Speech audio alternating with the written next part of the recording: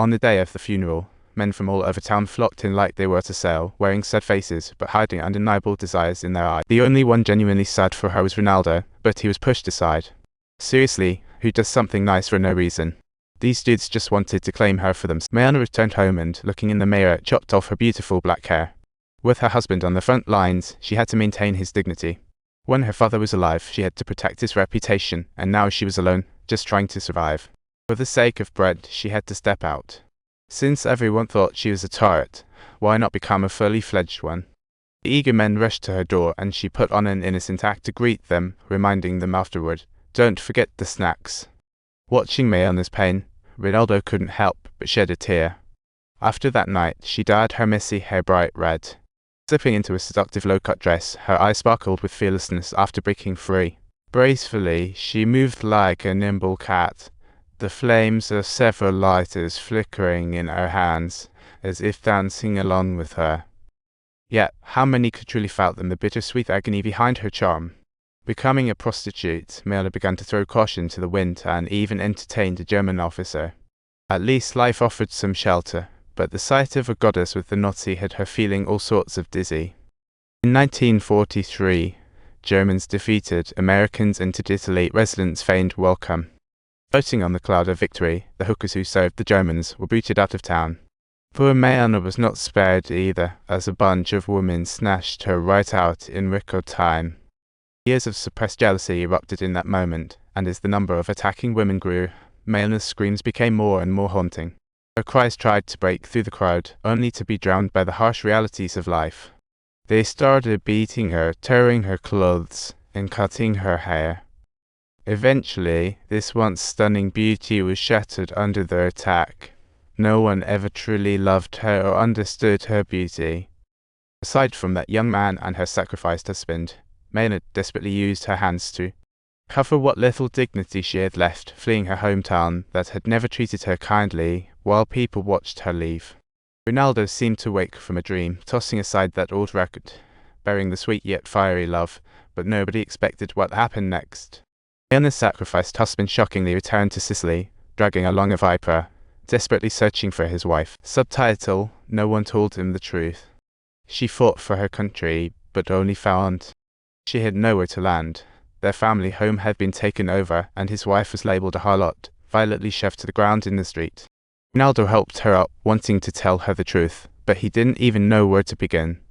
That night, Ronaldo secretly dropped an anonymous letter, detailing Malena's tragic story. "Just so you know, I'm the only one who knows the truth about your wife, and you shouldn't be feeling down. Honestly, if no one wants to talk to you, that's probably for the best. What you've heard is just gossip.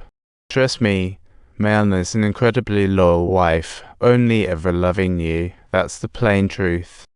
The last time I saw her, she was in a car in Messina, a man filled with trust and love for his wife. He boarded that train without a second thought, ready to find her and bring her home." A year later, the Sicilian town was business as usual, with people scurrying about, and Ronaldo had himself a girlfriend his age. The middle-aged lawyer continued to savor ice cream that tasted like his mother's cooking while the lecherous dentist still eyed the past beauties. Before long, there was a stir in the crowd. It was Malena returning with her husband, her hair dyed back to its original black. She wore plain clothes, showing the marks of time on her face. The once captivating beauty had faded a bit. Her gaze was downcast, making it hard to read her feelings, holding her one-armed husband tight while avoiding the spectators' eyes. She had gained weight and aged, no longer the envy-inducing beauty of her youth, the women who once humiliated her. Now he also actively greets her as if the past had never occurred. Malena scanned the familiar faces, finally saying, "What's past is past," as she and her husband prepared to settle in. Like other women, Malena navigated through the crowd, carrying bags filled with groceries, when she unintentionally tripped over a stone, and aside from the boy who always followed her, nobody noticed. The sea breeze swept away all memories. It also blew away the boy's no, the crush, and while picking up an orange for Malena, he lamented that he could have touched his long-fantasized goddess, yet still shy. After all, that was his respect for her. Until their paths crossed again, Malena turned to leave, and only then did Ronaldo say a proper goodbye. Wishing her well was also a farewell as Ronaldo rode off. He glanced back at Malena, who had become the lonely woman of his life since he met her at just 12 and a half, within a world woven of light and shadows.